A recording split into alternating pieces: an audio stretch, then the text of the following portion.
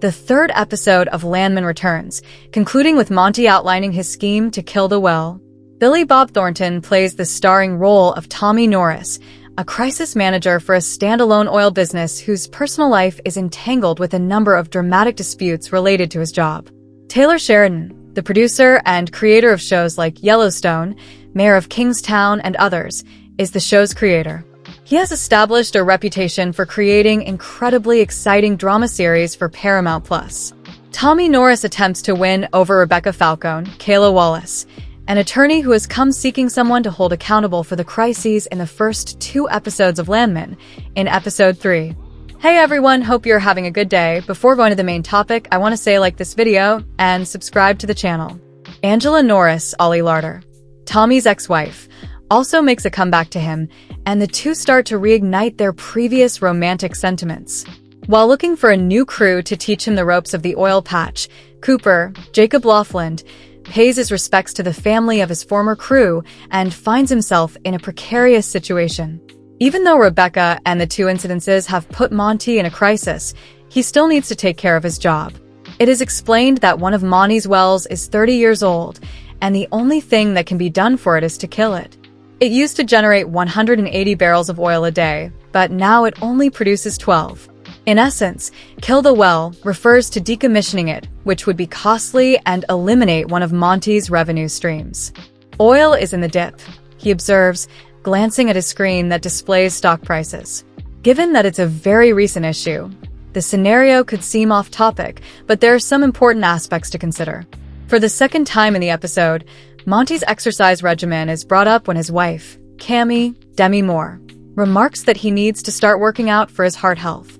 Since the well is only one minor problem among several that are causing Monty's health to deteriorate, killing it could have more significant effects on him. It appears like Landman is hinting at a heart attack. In episode 2, Cooper showed an interest in locating a new crew after his initial one died in episode 1. Cooper wants to start from scratch and is adamant about breaking into the oil sector. Unfortunately, since the families of those who perished in the disaster are out to get him, that means placing himself in danger. 2 of his prospective crew members attack him early in the episode, but he successfully repels them and gains a position. Cooper meets Ariana Paulina Chavez at a memorial service for the guys who lost their lives, and they become close. She finds great value in Cooper's ability to make her laugh while she mourns her spouse. However, one of the men who attacked him earlier in the episode threatens him with a knife during his drive to work the following morning. Cooper is prepared to take this chance in order to make it, even though it's likely not the last time he will meet Ariana.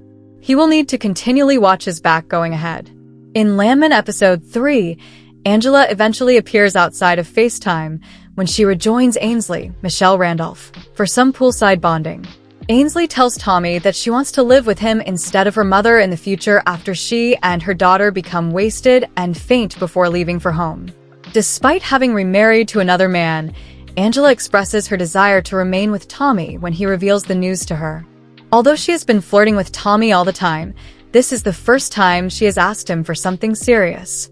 Tommy says he's willing to give it another go with Angela, despite his repeated insistence that they weren't a good fit.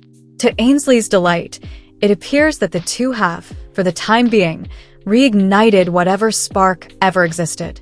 Since Landman is a Taylor Sheridan series, it's probable that they will soon encounter many of the same problems that plagued them during their initial run. Their romance is continuously hampered by Tommy's job life, which is becoming more intensive than ever, as Angela says. The former Mrs. Tommy Norris has made her way to Texas, ladies and gentlemen. In this week's Landman, Ollie Larder's Angela effortlessly enters Midland, claiming she didn't pack luggage because she isn't staying, and demands lunch at the country club on Monty's pay. What brings her here? What? Ainsley asks. Support on an emotional level, Tommy answers. For whom? Asks his daughter. In theory, Angie is there to support the family following Cooper's accident. Cooper, however, doesn't want to see her. Relatives of his former crewmates confront him in the yard outside his trailer and ask why he survived the explosion when no one else did. He is back at work, or at least he's trying to be. Cooper uses some impressive skills from his wrestling days to overpower them. a crew leader named Boss is intrigued and quickly invites him to his team. But what's the issue? The two men Cooper just battled are the rest of the crew. After lunch, Angela quickly returns to the club, takes off her clothing, and lies by the pool with Ainsley to sunbathe. When Rebecca, the lawyer, phones and requests that Tommy go to the scene of the plane crash with her, Angela and Ainsley are free to raise Monty's bill. Additionally, Angela believes that ordering a round of margaritas is the right, parental thing to do when Ainsley notices on social media that her ex-boyfriend is cuddling up to her cheerleading co-captain. Then another. Tommy explains to Rebecca that wind energy isn't the clean fuel she believes it to be during their painful visit to the crash site. He then kills a rattlesnake that is within striking distance of her, frozen with dread. As Nathan suggested to him earlier in the episode, does the entire situation go very far toward turning her into an ally? Uncertain. However, compared to the voyage out to the location, the environment in Tommy's truck is noticeably less frigid on the way home. Ainsley and Angela are unconscious and intoxicated on lounge chairs when Tommy gets back to the club. He tenderly walks his daughter to the car after throwing his ex-wife into the pool to help her become sober. While he is assisting Ainsley inside the house, she mutters that she would like to remain in Midland with Tommy rather than return home with Angela. He tells her, "Honey, that will break her heart." "Her heart doesn't concern me," she says. "I'm concerned about mine." At a party at the house of his old crew leader, Cooper pauses to pay his respects. However, the same men who assaulted him attempt to prevent him from entering. The boss's widow's involvement is necessary to grant him safe passage. The couch next to Ariana, the young widow of one of the deceased men, is the lone seat available at the wake. At first, she finds Cooper's lack of tolerance for spicy food amusing, but when she begins to nurse her baby boy, she finds amusement in his discomfort. She asks him to stay when he tries to get up to give her some space, claiming that this talk is the first time since her husband's death that she hasn't focused on her sorrow. Cooper is obviously uncomfortable, but he remains still as she begins to cry and rests her head on his shoulder.